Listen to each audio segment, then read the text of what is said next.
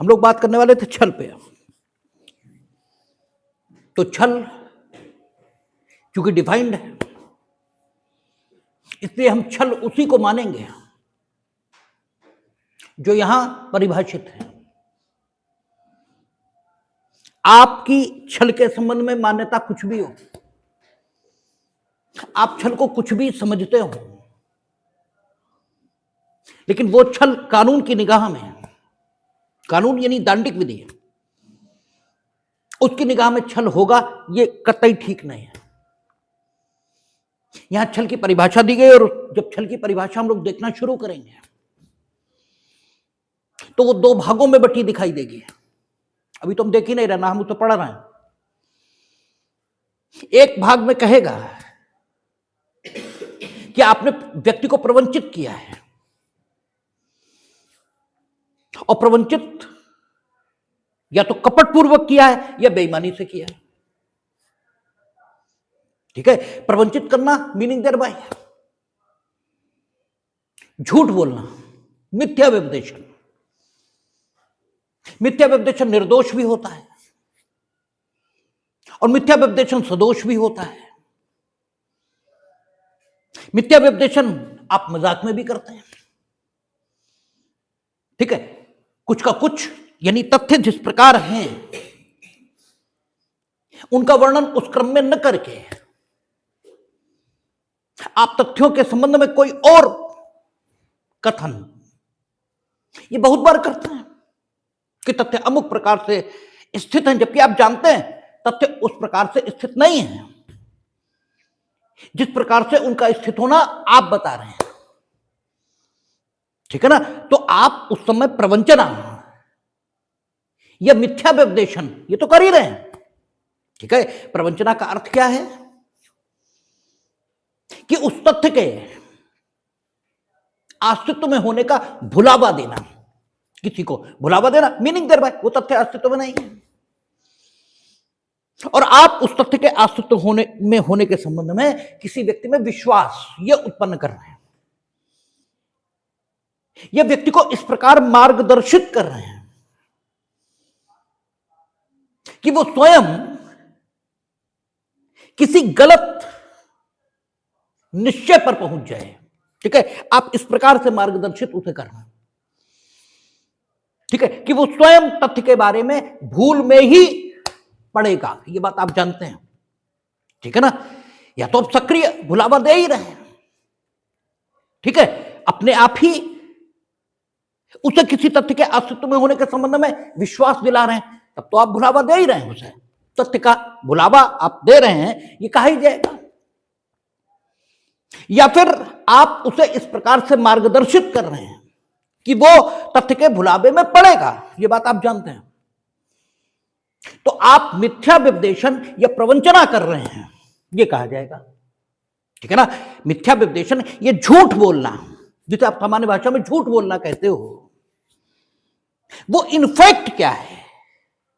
ठीक है, अगर झूठ बोलने को तत्वतः यानी वस्तुतः डिफैक्टो अगर हम इंक्वायर करें कि झूठ बोलना है क्या, तो झूठ बोलने से हमेशा यह अभिप्रेत है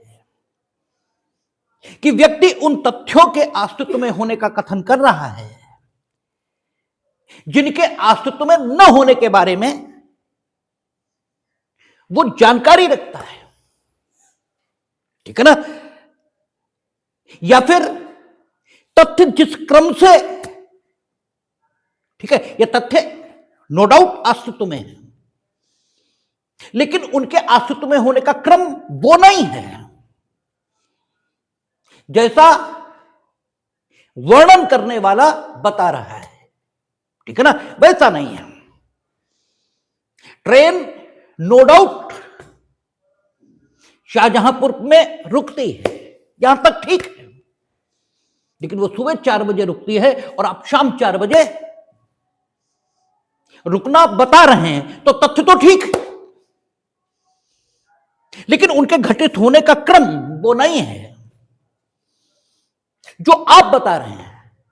ठीक है ना, तो आपके द्वारा जब इस प्रकार से कथन किए जाते हैं तो आपके बारे में कहा जाता है कि आपने मिथ्या व्यपदेशन किया है। ठीक है ना, ये तत्सम भाषा में बोले गए शब्द, ठीक है, और देशज या तद्भव भाषा में, ठीक है, इनके लिए आप शब्द क्या प्रयोग करते हैं? ये झूठ बोलना है, ठीक है ना, ये झूठ बोलना है। और विधिक भाषा में इसी को मिथ्या विद्वेषण या प्रवंचना करना ये कह दिया गया है, ठीक है ना, पर्टिकुलर इस सेक्शन में। तो प्रवंचना निर्दोष भी हो सकती है और प्रवंचना सदोष ये भी हो सकती है। कई बार लोग सिर्फ हंसी मजाक के उद्देश्य से, ठीक है, प्रवंचना करते हैं, मिथ्या विद्वेषण करते हैं, झूठ बोलते हैं। वहां उनका आशय बेईमानीपूर्ण या कपटपूर्ण नहीं है। और बेईमानीपूर्ण क्या होता है, कपटपूर्ण क्या होता है, ये आईपीसी की धारा 24 और 25 थी, जो बीएनएस में कुछ और हुई होगी, हम लोग पढ़कर भी आए, उतना हमें याद नहीं है, ठीक है ना, बेयर हमें याद करने की कोई जरूरत है, पढ़कर तो हम लोग आए हैं, लेकिन अब कुछ हो गई है। लेकिन आईपीसी में 24 और 25 थी, वो बताती थी बेईमानी पूर्वक और कपट पूर्वक आपने काम किया है, ये कब माना जाए। तो बेईमानी पूर्वक आपने काम किया, कितना है, 2-7 और 2-9, ठीक है, बेईमानी पूर्वक होगा 2-7 और बेईमानी कपटपूर्ण होगा 2-9। तो 24 और 25, 2-7 2-9, बेईमानी पूर्वक आप काम कर रहे हैं। ये तो कई बार आया है कि कब माना जाएगा, जब आपको अभिलाभ हो, ऐसा लाभ हो, ठीक है, जो उठाने के लिए आप अधिकृत नहीं। देखिए, कानून में शब्दों का प्रयोग देखना चाहिए, ठीक है, संदर्भ से अलग हटकर है। आप कचहरी जाएंगे, आज हम देख रहे थे आरोप, ठीक है, फाइलों में आरोप होता ही है, तो वहां लिखा जाता है आरोप की विरचना की गई है, ठीक है, आरोप विरचित किए गए। तो ये वी शब्द क्यों लगा है, रचित किए गए, यहां तक बात ठीक है, क्योंकि न्यायालय द्वारा आरोप रचित किए जाते हैं, वो न्यायालय की रचना है, ठीक है। तो रचित किए गए ये क्यों नहीं लिखा है, विरचित किए गए ये क्यों लिखा है? तो वी शब्द जो है, या यहां पर वी शब्द कैसे आया, प्रत्यय के रूप में या उपसर्ग, इसे प्रत्यय कहेंगे या उपसर्ग, क्योंकि हिंदी व्याकरण में उतना ज्यादा, या तो इसे प्रत्यय कहेंगे या उपसर्ग कहेंगे, ठीक है, क्योंकि शब्द अगर पहले लगता है तो उसे या तो प्रत्यय या उपसर्ग कहते हैं, और ऐसे पीछे लगने वाले शब्दों को ये स्थिति रहती है। तो वी शब्द जो लगाया वो विशिष्टता का द्योतक है, क्योंकि आरोप न्यायालय अपने मन से तय नहीं कर सकता। आरोप की विरचना की एक तरीका, ठीक है, आरोप कैसे लगाया जाएगा बताया गया है सीआरपीसी में। पहले 211 थी, अब वो 223 शायद हो गई है, 234, ठीक है, बीएनएसएस में। तो चूंकि तरीका विशेष वहां बताया गया कि ऐसे ही बनेगा, इसलिए उसके लिए कहा जाता है कि आरोप की विरचना की गई। तो कानून में प्रत्येक शब्द बिल्कुल नपातुला है, डिफाइंड है। तो कहता है बेईमानी पूर्वक, मीनिंग देयर बाय आपने सदोष अभिलाभ लिया है। अभिलाभ लिया, यहां तक तो लाभ के लिए जीवन में सब कोई काम ही कर रहा है, लेकिन आप वही लाभ लेंगे जो लेने के लिए आप प्राधिकृत हैं, आप अधिकृत हैं। अगर आप वो लाभ न लेकर कोई अन्य लाभ ले रहे हैं, ऐसा जिसे लेने के लिए आप अधिकृत नहीं है, तो आप सदोष अभिलाभ ले रहे हैं। और जब आप सदोष अभिलाभ लेते हैं तो प्रायः सामान्यतः किसी अन्य को सदोष हानि होती है, लेकिन ऐसी स्थितियां भी हो सकती हैं कि आपको सदोष अभिलाभ हो, दूसरे को कोई सदोष हानि ना हो, जैसा अक्सर आपराधिक न्याय भंग में होता है। हमने आपके पास अंगूठी रखी, हमने कहा था हम 3 महीने बाद वापस ले लेंगे, आपको जरूरत पड़ी, आपने 1 महीने में उसे गिरवी डाल दी, ठीक है, ऋण ले लिया और हमारे मांगने से पूर्व ही उसको छुड़ाया और हमें वापस कर दिया, हमें कोई हानि नहीं हुई। लेकिन आप सदोष अभिलाभ प्राप्त किए, इसलिए आपका यह कृत्य बेईमानी पूर्ण माना जाएगा और आप हो सकता है आपराधिक न्यास भंग के दोषी हो जाए। हो सकता है शब्द हम इसलिए लगा रहे हैं क्योंकि क्रिमिनल लॉ में कानून जब एकदम किसी बात को कहेगा तभी कुछ हो सकता है, तो तथ्यों के वर्णन में थोड़ी बहुत डिस्क्रिप्शन हो सकता है, इसलिए हम कह रहे हैं कि आप आपराधिक न्यास भंग के दोषी हो सकते हैं। क्योंकि इस समय आपराधिक न्यास भंग क्या है यह समझाना मेरा उद्देश्य नहीं है, इस समय बेईमानी पूर्वक इस शब्द को समझाना मेरा उद्देश्य है। और सदोष अभिलाभ बिना सदोष हानि के कैसे घटित हो सकता है यह बताना इस समय मेरा लक्ष्य है, इसलिए आपराधिक न्यास भंग हो सकता है यह हम कह रहे हैं। बाकी यहां बेईमानी है यह तय है। क्यों? आपने सदोष अभिलाभ लिया है, भले ही किसी को सदोष हानि नहीं हुई, ठीक है, दूसरे को सदोष हानि हो जाए और तुम्हें कोई लाभ न हो, यह भी संभव है। ठीक है, आपने किसी की अंगूठी चुराई, तोड़ी और फेंक दी, समुद्र में डाल दी, अब आपको क्या लाभ हुआ? कुछ भी नहीं, नथिंग। लेकिन उसे तो हानि हुई, तो आप अंगूठी की चोरी के दोषी न माने जाओ, क्योंकि आपको हमें तो कोई लाभ हुआ नहीं, हमने तो उठाया फेंक दिया, तो इससे क्या मतलब? बेईमानी तो यहां भी है, ठीक है, क्योंकि अगर इसे बेईमानी पूर्ण न माने तो आप चोरी के दोषी नहीं होंगे, ठीक है, क्योंकि चोरी में जरूरी है जंगम संपत्ति बेईमानी पूर्वक, ठीक है, यह कब्जा धारक की सम्मति के बिना ली जाए, तो ऐसा संभव है कि आपको लाभ ना हो, दूसरे को नुकसान हो गया, बात खत्म हो गई। हां, सामान्यतः ऐसा होता है कि आप अभिलाभ प्राप्त करते हैं और दूसरे को नुकसान होता है। तो बेईमानी पूर्वक जब आप प्रवंचना करते हैं या कपट पूर्वक करते हैं, अच्छा कपट पूर्वक ये भी दोनों, और पूर्व की आईपीसी धारा 25 उस पर परिभाषित है। कपट पूर्वक क्या कहता है? जब आप प्रवंचना इसलिए करते हैं कि दूसरे को क्षति पहुंचाई जाए, ठीक है, जब आप प्रवंचना किस आशय से करते हैं? इस आशय से करते हैं कि दूसरे को क्षतिकारित की जाए, और क्षति शब्द ऑलरेडी डिफाइंड है, ठीक है, तब यह कहा जाता है कि आप कपट पूर्वक काम कर रहे हैं, और जहां कपट होता है वह अक्सर बेईमानी होती ही होती है। 100 में से 99 मामलों में अगर कपट होगा तो बेईमानी होगी होगी, क्योंकि आप दूसरे को झूठ बोलकर क्षति पहुंचाने का इरादा क्यों रखोगे अगर आपको कोई लाभ नहीं हो रहा या उसे कोई हानि नहीं हो रही? यह हो सकता है आप उसे चिढ़ते हैं, उसे हानि हो जाए, बस इतना ही आपका उद्देश्य है।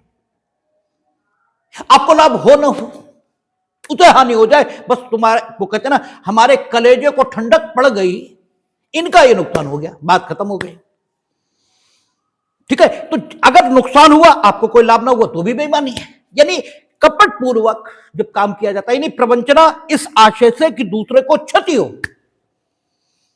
अगर कपट पूर्वक इस शब्द को सिर्फ एक लाइन में परिभाषित करेंगे, कपट पूर्वक क्या है, ठीक है, तो जबकि प्रवंचना इस आशय से की जाए, यानी मिथ्या व्यपदेशन इस आशय से हो कि दूसरे को क्षति हो, और क्षति का मतलब शारीरिक, मानसिक, ख्याति संबंधी है। तो जो नॉर्मल ह्यूमन बिहेवियर है, वो नॉर्मल ह्यूमन बिहेवियर ये कहता है कि आप प्रवंचना के द्वारा दूसरे को क्षति तभी करोगे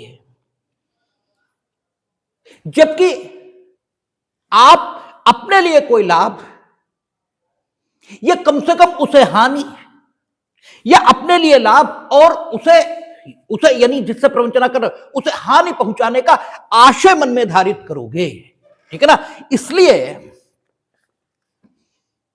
जब हम लोग आईपीसी में पढ़ते हैं, जब हमने 25 पर चर्चा आपसे की थी या 2 पर चर्चा की थी, तो हमने कहा था कि अक्सर जहां कपट होता है वहां बेईमानी होती ही होती है।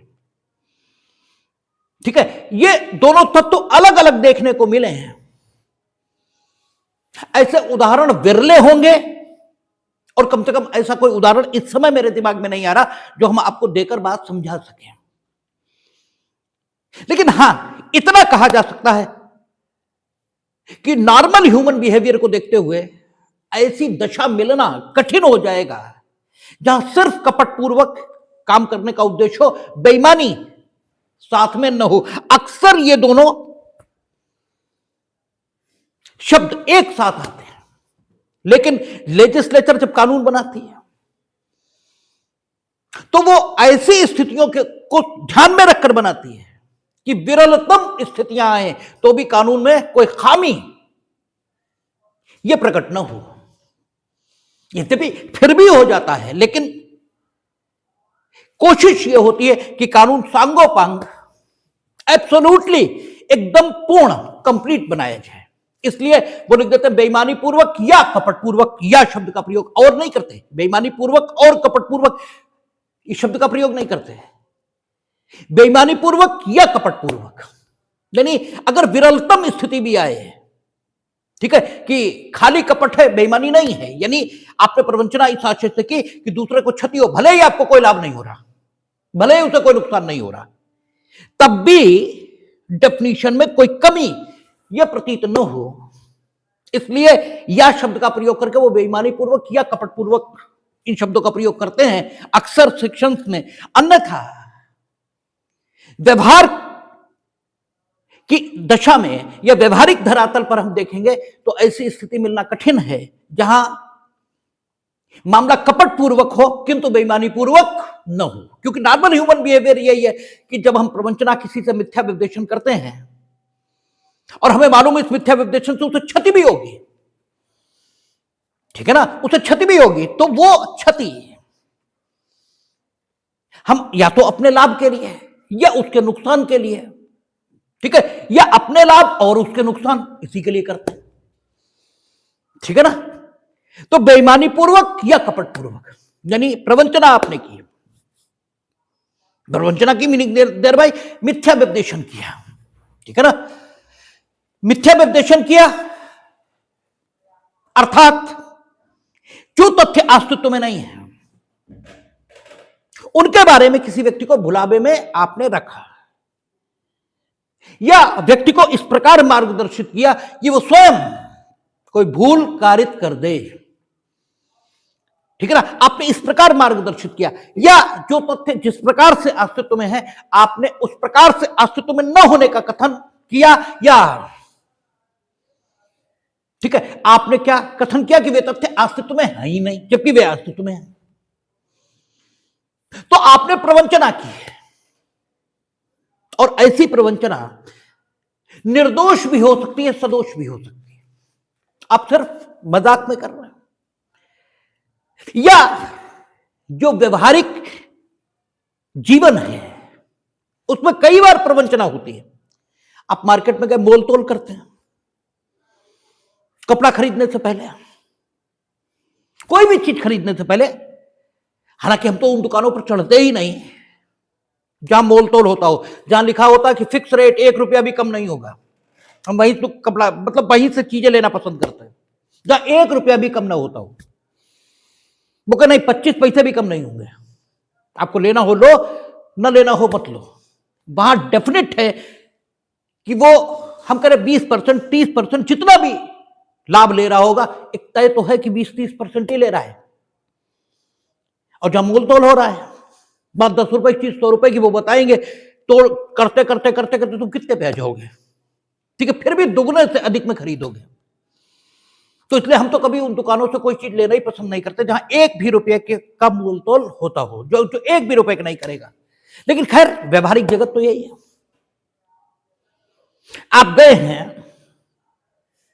अब वो बता रहा है जिस चीज की कीमत 2 रुपए भी नहीं है, वो कहता है 20 रुपए की है, और ये दुनिया की सबसे बेहतरीन चीज है, ठीक है ना, जिस श्रेणी की वो वस्तु है, ठीक है, उस श्रेणी की वस्तुओं में ये सबसे बेहतर वस्तु है, वो ये दावा कर रहा है। आप हीरा लेने गए, वो कहता है ये कोहिनूर है, ठीक है, दुनिया में कोहिनूर अकेला ही है, वो कहता है ये सबसे बेहतर है। और आप चूंकि खरीदार हैं, आप कहते हैं ये सबसे रद्दी है। अब ना तो वो सबसे रद्दी है, ना वो सबसे बेहतर है, दोनों ही झूठ बोल रहे हैं, दोनों ही मिथ्या विवेचन कर रहे हैं, ठीक है। लेकिन ये होता ही रहता है। हां, कोयले को हीरा बताया जाए, ठीक है ना, हालांकि कोयला, ठीक है, हीरा कोयले का ही शुद्धतम स्वरूप है, ठीक है, लेकिन फिर भी कोयला कम महत्व का है, हीरा अलग महत्व का है। तो जब कोयले को हीरा बताया जाएगा तब इस सेक्शन के मुताबिक छल होगा, ठीक है ना। यानी क्या है, बेईमानी का तत्व ये आना चाहिए। बेईमानी का तत्व स्वयं के लिए लाभ, दूसरे के लिए हानि। यद्यपि यहां भी स्वयं के लिए लाभ अर्जित करने की कोशिश है, हम तय कीमत से ज्यादा बेचने की कोशिश कर रहे हैं, आप कम से कम कीमत खरीदने की कोशिश कर रहे हैं, लेकिन फिर भी ये होता ही है। इसलिए इसे इस सेक्शन के अर्थों में प्रवंचना तो है, किंतु कपट पूर्वक या बेईमानी पूर्वक की गई प्रवंचना यह नहीं माना जाएगा। बेईमानी पूर्वक या कपट पूर्वक की गई प्रवंचना इस सेक्शन के लिए तभी माना जाएगा क्योंकि वहां एक जस्टिफिकेशन है, ठीक है। व्यापार का, व्यापार में यह होता ही है, अधिकतम लाभ कमाने की कोशिश होती, और जो क्रेता है वो कम से कम कीमत देने की कोशिश करता है, तो वो एक सामान्य अनुक्रम है व्यापार का। इसलिए प्रवंचना है, नो डाउट है, किंतु यहां आशय है, ठीक है। बेईमानीपूर्ण या कपटपूर्ण है यह नहीं कहा जा सकता। कोई सामान्य व्यक्ति यह नहीं मानेगा कि यहां आशय बेईमानीपूर्ण या कपटपूर्ण है। आपको भी अपनी आंखें खुली रखनी चाहिए और खुली आंखों से सारी बातें, हां, वस्तु जिस वर्णन की बताई गई है, इनफैक्ट वो उस वर्णन की है ही नहीं। आप कहते हो हम हीरा बेच रहे हैं और इनफैक्ट वो पत्थर है, ठीक है। अब इस धारा के अर्थों में प्रवंचना है और बेईमानी पूर्ण या कपटपूर्ण प्रवंचना है, ठीक है। तो प्रवंचना यानी झूठ बोलना, ठीक है, यानी तथ्यों के बारे में किसी व्यक्ति में भ्रम पैदा करना। यह सदोष हो सकता है और यह निर्दोष हो सकता है। जब यह सदोष हो, ठीक है ना, हम लोग दांडिक विधि पर बात कर रहे हैं, तो इसलिए निर्दोष प्रवंचना से हमारा कोई मतलब है ही नहीं, ठीक है। प्रवंचना जो कि सदोष है उससे ही हमारा मतलब है।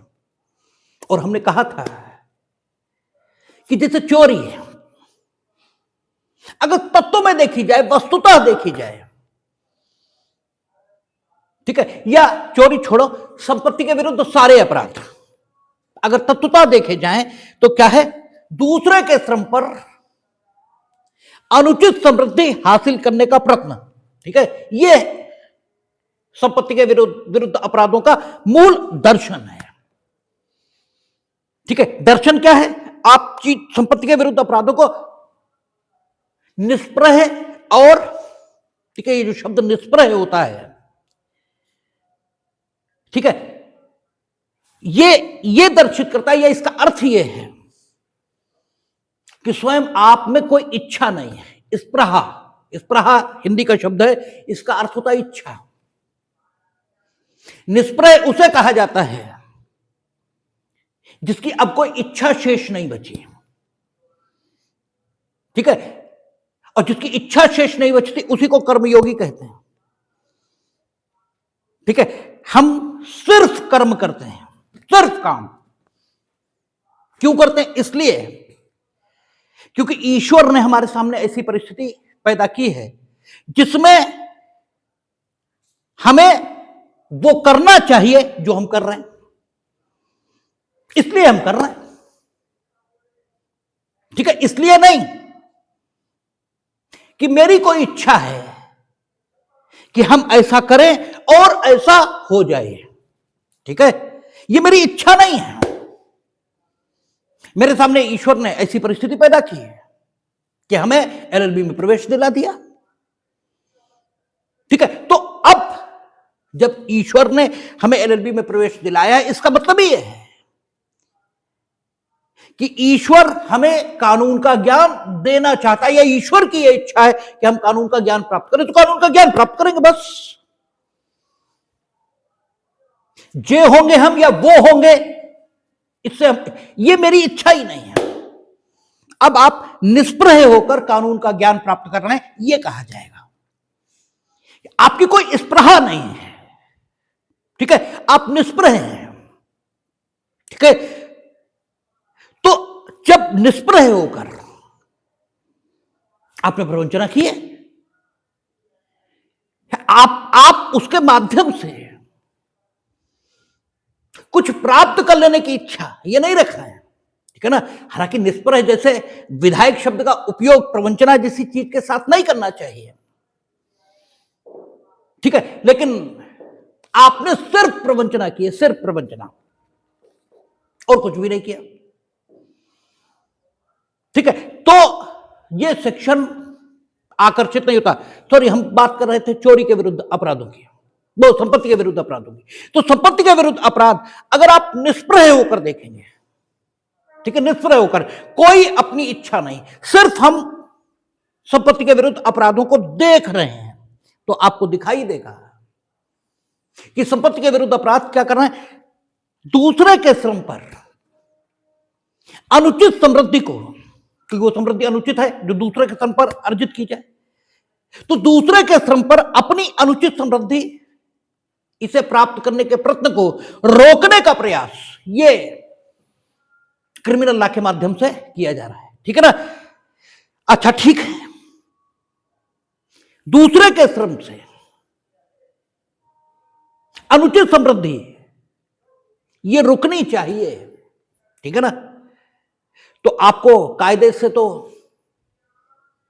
दूसरे के विचारों से भी अनुचित समृद्धि हासिल नहीं करनी चाहिए, ठीक है ना। दूसरे के शब्दों से भी अनुचित समृद्धि हासिल नहीं करनी चाहिए। लेकिन क्रिमिनल लॉ बड़ी मोटी मोटी चीज को अपराध घोषित करता है। इसलिए क्रिमिनल लॉ ने क्या कहा कि अगर जंगम संपत्ति, वही बात है ना कि क्रिमिनल लॉ तो न्यूनतम नैतिकता की बात करेगा, वो आपको मिनिमम नैतिकता, ठीक है, यानी वो उस नैतिकता का वर्णन करेगा जिसका अपालन करने की दशा में आपको कायदे में बंद करके रखा जाना चाहिए। बंद करके किसको रखते हैं? जानवरों को, ठीक है। इसका मतलब यह हुए कि जब आप उस मिनिमम नैतिकता का भी प्रदर्शन न करें जो मानवों के रूप में रहने के लिए जरूरी है, तब क्रिमिनल लॉ ये कहता है कि नहीं भाई, अब तो तुम्हें जानवरों की तरह ही बंद करके रखना पड़ेगा। तो इसलिए क्रिमिनल लॉ ये कहता है कि जब जंगम संपत्ति आदमी की या संपत्ति, इसके विरुद्ध आप अपराध करना शुरू कर दें, या अपराध करना यानी आदमी की जंगम या स्थावर, जैसे न्यासभंग वगैरह, स्थावर संपत्ति के विरुद्ध भी हो सकता है, उद्दापन भी हो सकता है। जब आदमी की संपत्ति जो दिखाई दे रही है, टेंजिबल है, उसका भी आप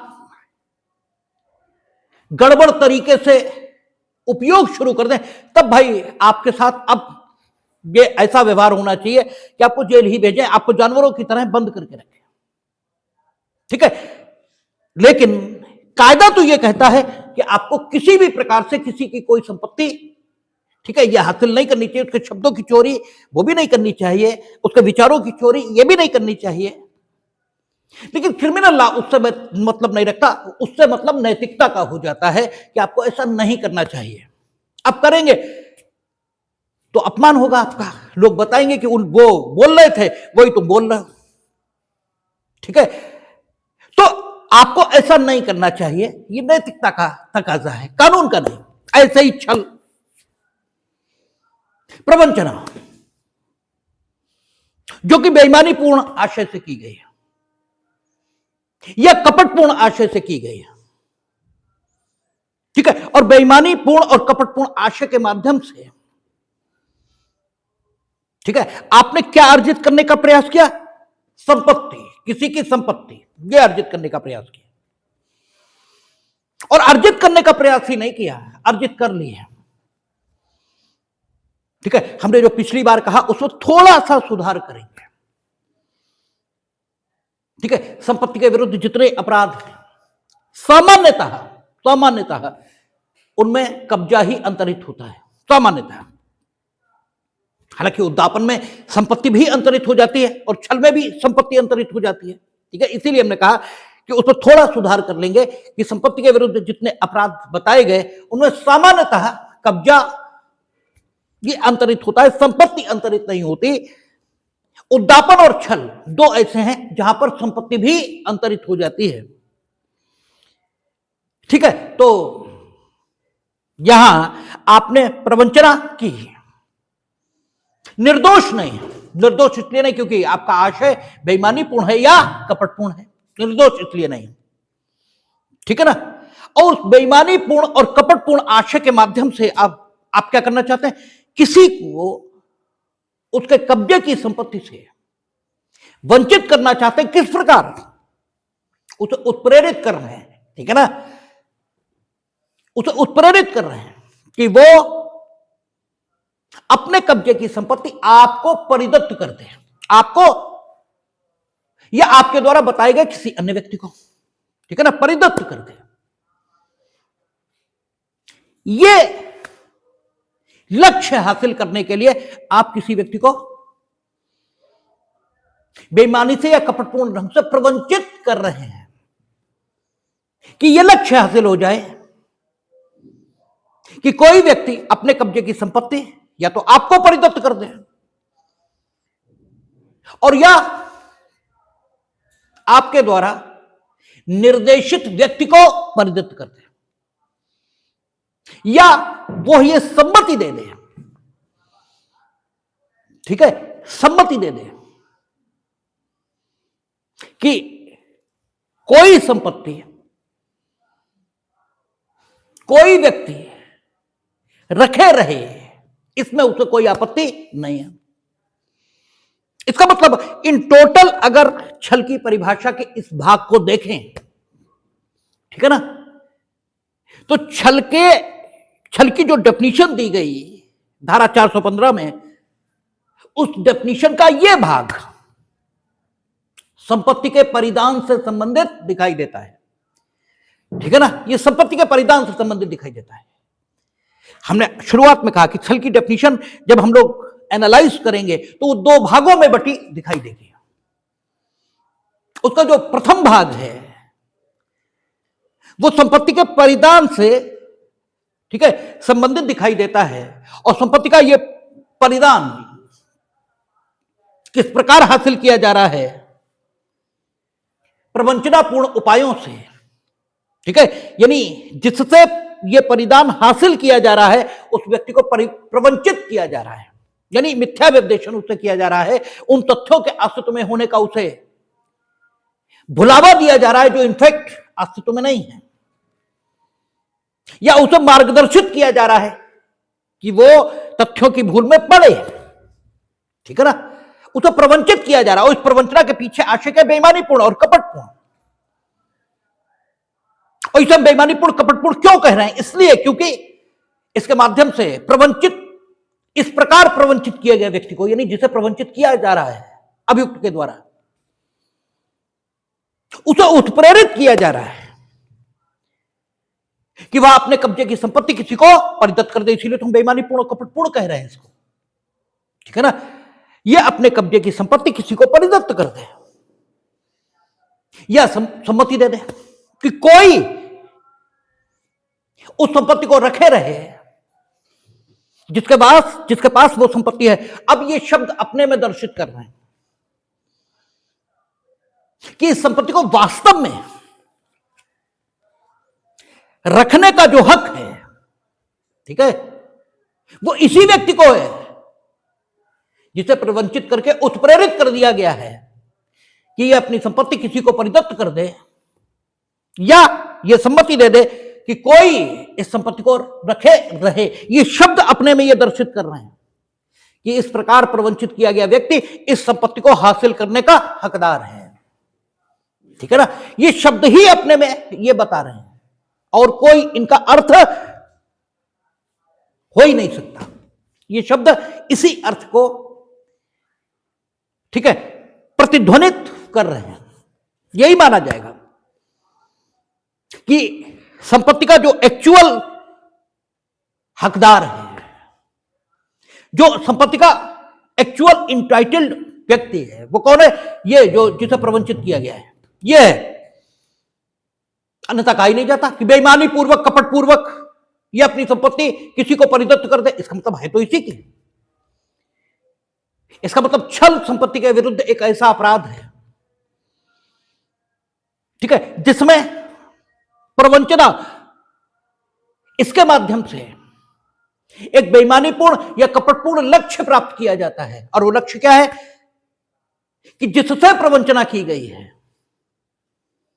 उस व्यक्ति को बेईमानी से उत्प्रेरित किया जाता है कि वह अपने कब्जे की संपत्ति किसी को परिदत्त कर दे। और किसी व्यक्ति में यह भी आ गया जिसने प्रवंचित किया है, और किसी व्यक्ति में वो भी आ गया जो जिसे ये अपने से भिन्न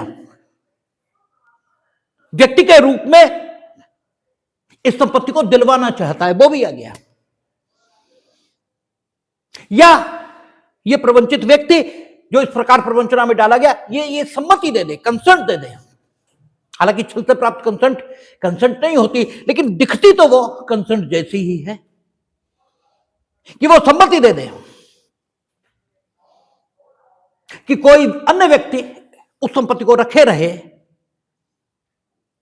ठीक है, जिसके पास वो संपत्ति है। ये शब्द ही अपने में प्रदर्शित कर रहे हैं कि संपत्ति रखने का असली हकदार तो यही है जिसे प्रवंचित किया गया। क्योंकि अगर ऐसा न होता तो प्रवंचित करने की जरूरत ही क्या थी? ठीक है, अगर वही रखे रहने का हकदार होता तो प्रवंचित करने की जरूरत ही क्या थी? ठीक है, जिसके पास संपत्ति इनएक्चुअल है वही रखने का हकदार होता। यह प्रवंचित किया गया व्यक्ति स्वयं संपत्ति को रखने का हकदार ना होता तो फिर प्रवंचना की कोई जरूरत ही नहीं थी।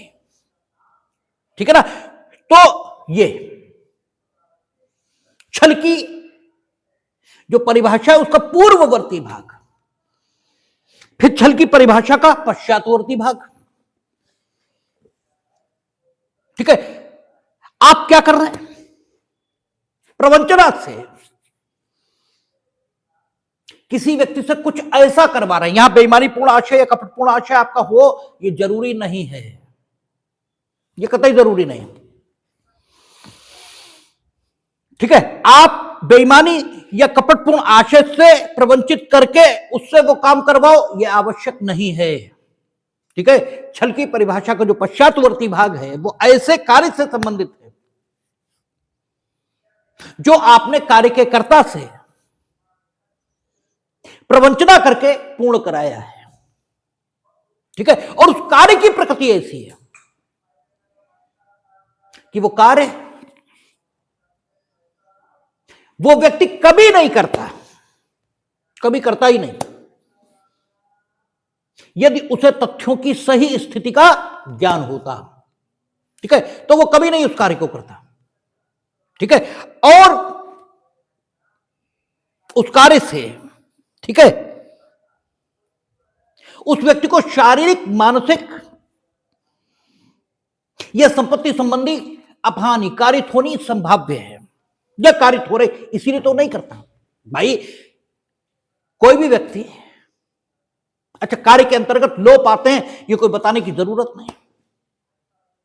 ठीक है ना। हम लोगों ने जब आईपीसी की शुरुआत की थी या बीएनएस की शुरुआत की थी तो एक शब्द आ रहा था कि कार्य के अंतर्गत लोप आते हैं। ठीक है, यानी कार्य, ठीक है, इसके अंतर्गत लोप आते हैं। मीनिंग देयर बाय कि कार्य अपराध के लिए जरूरी है। ठीक है, अपराध क्या है? कृत्य है। ठीक है, यह कार्य है।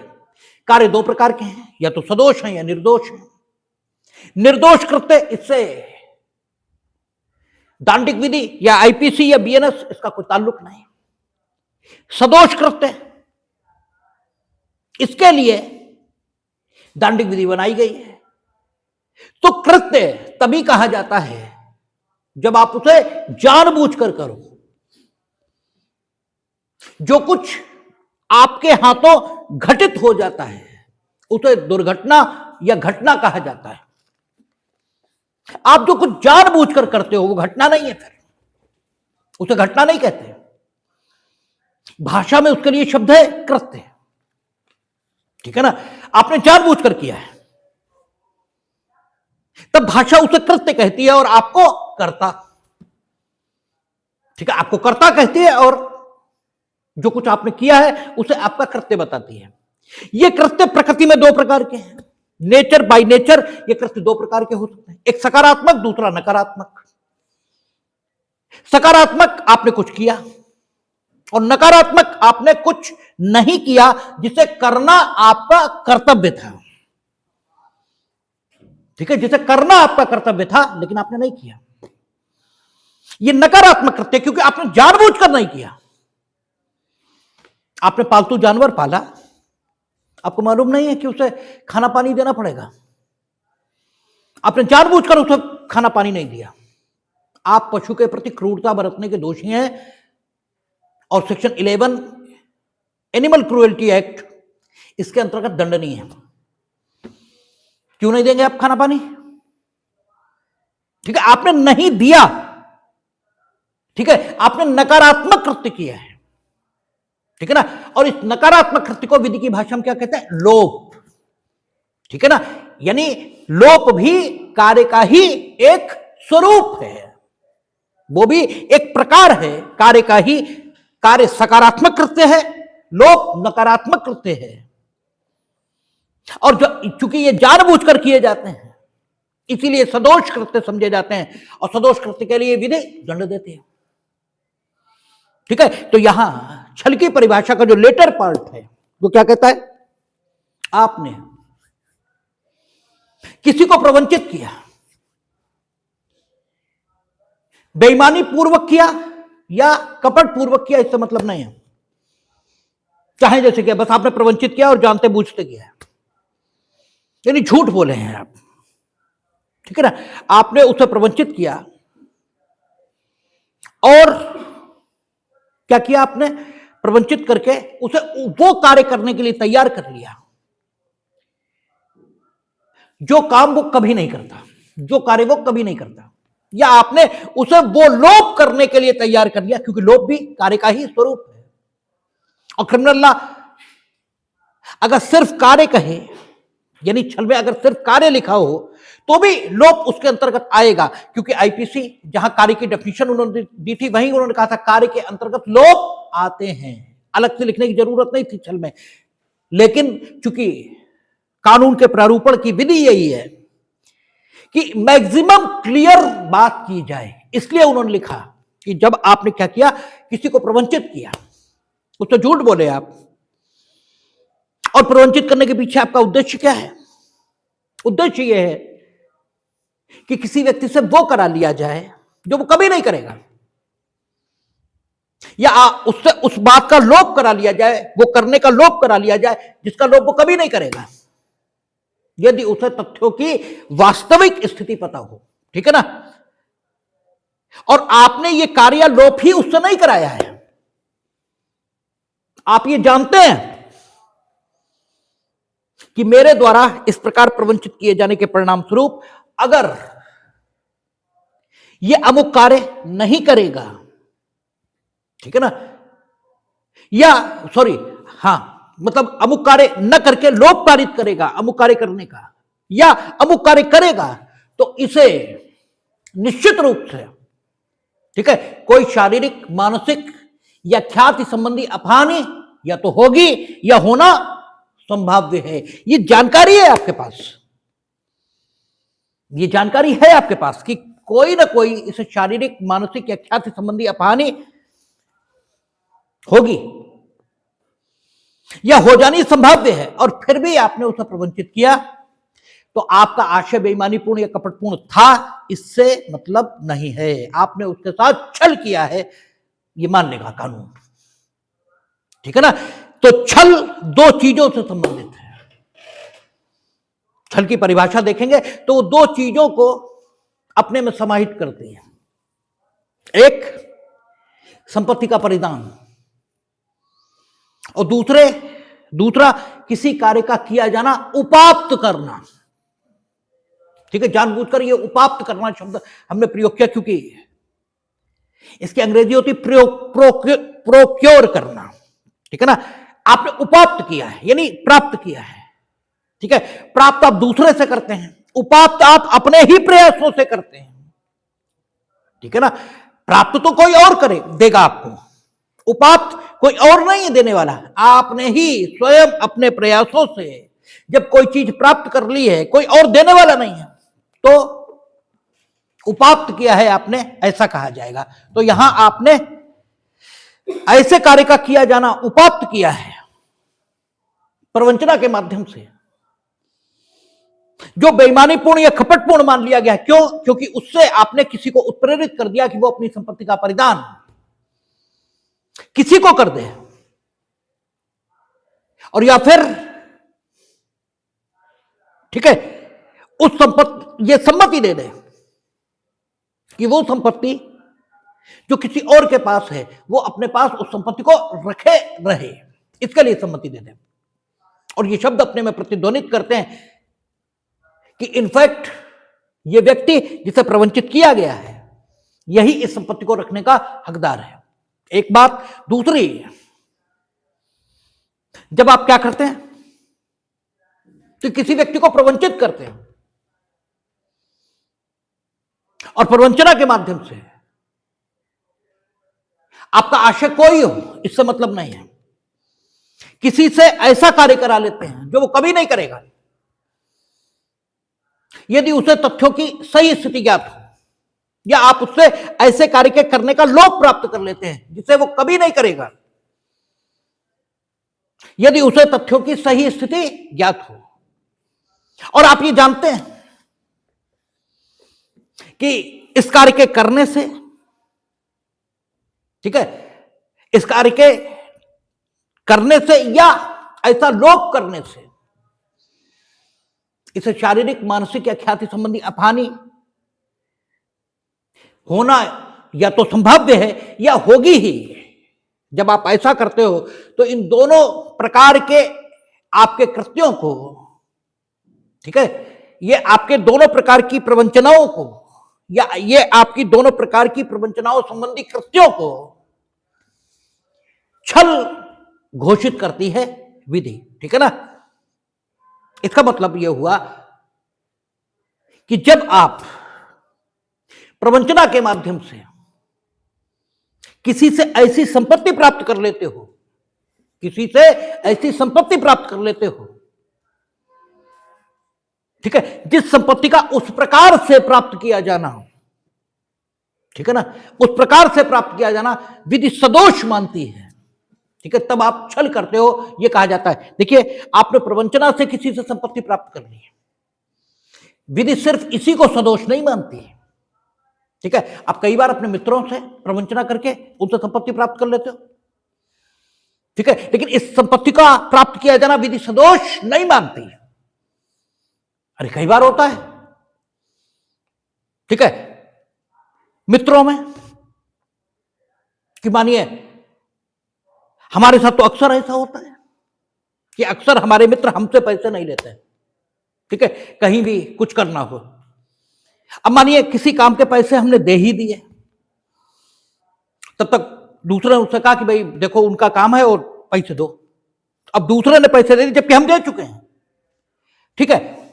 अब दूसरे के जो पैसे आए प्रवंचना करके आए ना, और उन पैसों का अपना कुछ खा पी लिया गया, हमारे जो पैसे हैं उनसे हमारा काम जो होना था वो हो गया।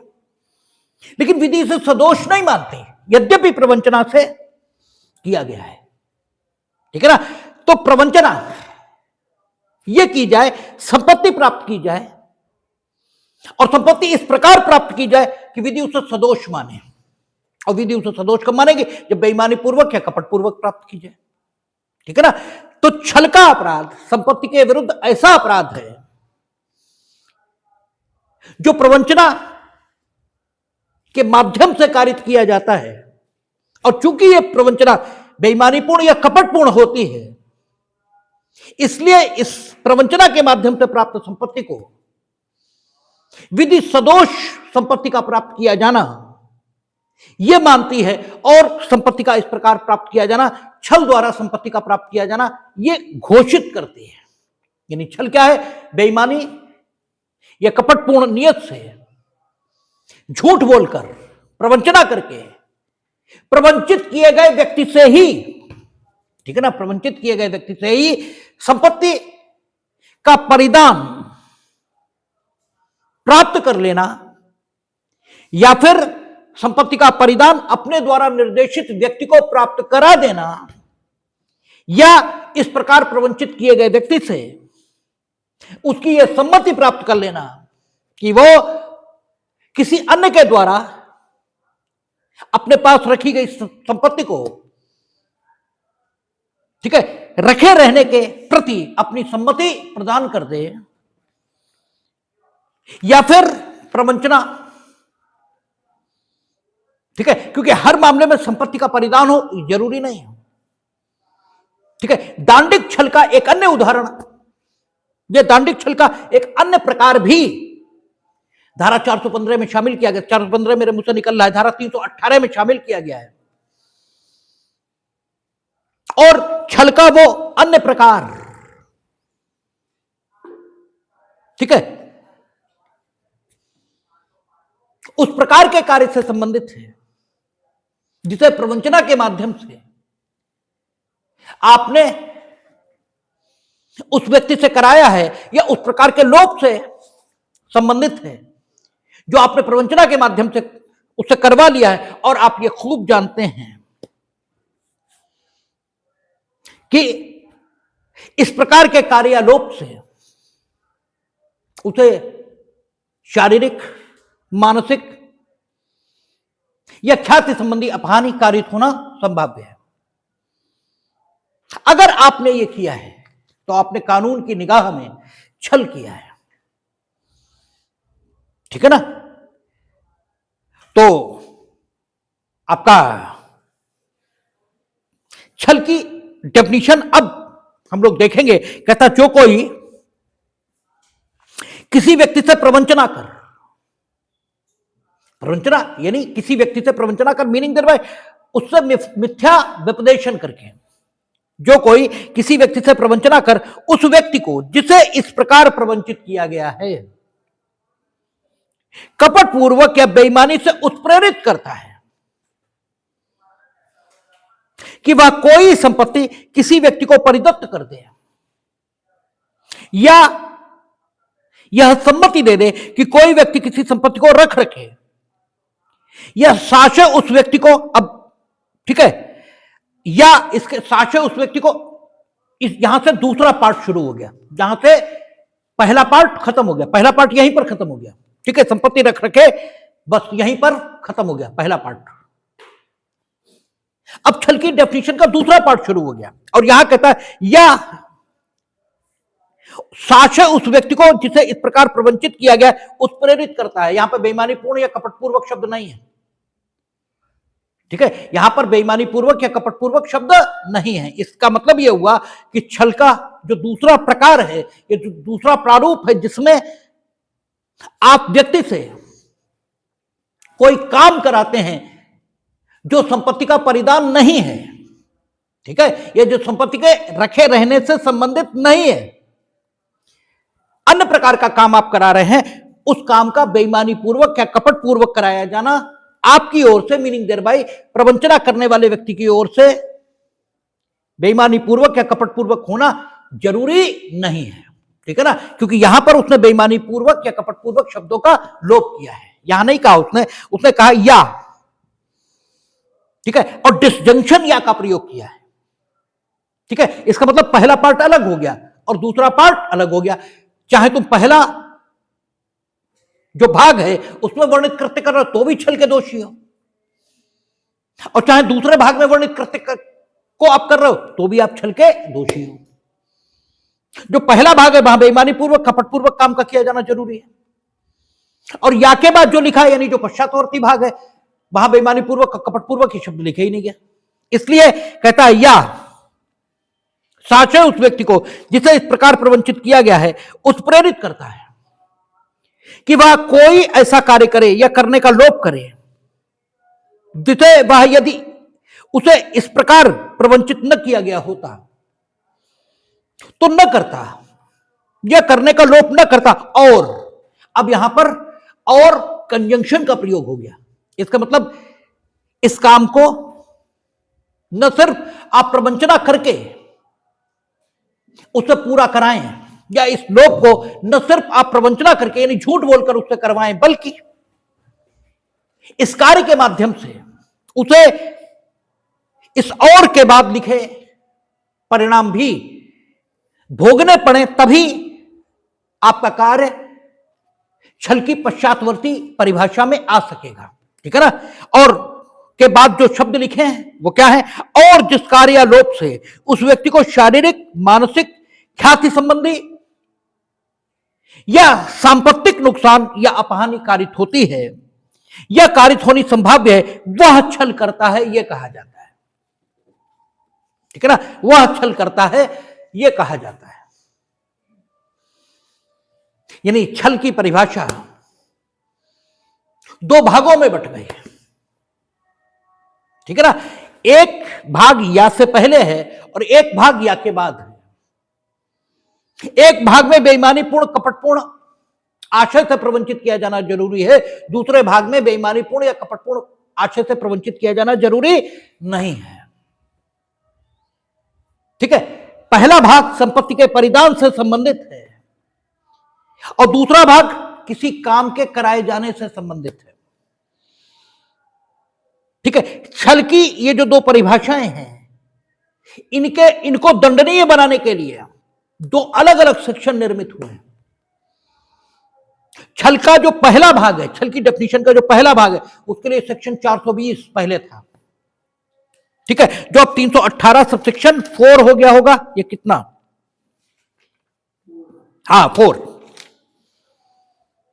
उसके लिए अब 318 सब सेक्शन 4 हो गया है। और जो छल की डेफिनेशन का पश्चातवर्ती भाग है उसके लिए पूर्व की आईपीसी में जो सेक्शन दंडनीय बनाने के लिए था वो 417 है, क्योंकि अब 318 सब सेक्शन 3 हो गया होगा मेरे ख्याल से। ठीक है ना। नहीं,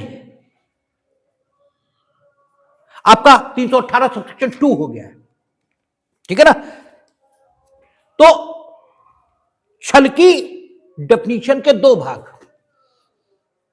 ठीक है, छल की डेफिनेशन के दो भाग हैं। जो पूर्ववर्ती भाग है जो संपत्ति के परिधान से संबंधित है उसे किस सेक्शन में दंडनीय बनाया गया, 420 या 318 सेक्शन 4। छल की परिभाषा का पूर्ववर्ती भाग, फिर हम दोहराए देते हैं, छल की परिभाषा का पूर्ववर्ती भाग जो संपत्ति के परिधान से संबंधित है उसे दंडनीय बनाया गया है 420 या 318 सब सेक्शन 4। जब हम लोग उसे पढ़ेंगे तो हम देखेंगे वहां संपत्ति के विभिन्न प्रकार ये वर्णित है। ठीक है। तो संपत्ति इसको लेकर अगर छल का अपराध हुआ तो जिस सेक्शन में मामला दंडनीय बनेगा वो होगा 318 सब सेक्शन 4। और अगर छल की परिभाषा का जो पश्चातवर्ती भाग है उसमें वर्णित कार्य को करके छल का अपराध किया गया है तो जहां पर उसे दंडनीय बनाया गया है वो पूर्व की आईपीसी में धारा थी 417 और वर्तमान में 318 सब सेक्शन 2। ठीक है। कहता जो कोई छल करेगा, और चूंकि संपत्ति संबंधी उपबंध विशेष रूप से 318 सब सेक्शन 4 में है इसलिए पूर्ववर्ती भाग के लिए दंड 318 सब सेक्शन 4 या 420 में यह माना जाएगा। और देखिए यहां संपत्ति शब्द लिखा है। ठीक है। संपत्ति शब्द लिखा है विदाउट एनी क्वालिफिकेशन। इसलिए किसी भी क्वालिफिकेशन को लगाने की कोई जरूरत नहीं है। ठीक है, जंगम संपत्ति, स्थावर संपत्ति सब आएगा। कोई विशेषण विधायिका ने स्वयं प्रयोग नहीं किया, तो जब कोई विशेषण विधायिका ने प्रयोग नहीं किया तो हम कौन होते हैं प्रयोग करने वाले? ठीक है, इसलिए संपत्ति के संबंध में छल का अपराध जंगम और स्थावर दोनों संपत्तियों के संबंध में होगा। और जो छल का पश्चातवर्ती भाग है, यानी जो कार्य के किए जाने से संबंधित है, वो कार्य कोई विशेष प्रकार का नहीं बताया, कोई विशेष प्रकार कार्य का नहीं है, सिर्फ काम का। और बेईमानी पूर्वक और कपट पूर्वक भी उस काम का किया जाना जरूरी नहीं है। तो ये छल की डेफिनेशन। अब समय नहीं बच रहा, इसलिए स्पष्टीकरण, दृष्टांत और कार्यों के उदाहरण और संविदा भंग आदि से इसका फर्क, ये हम लोग कल बात करेंगे, इस पे देखेंगे।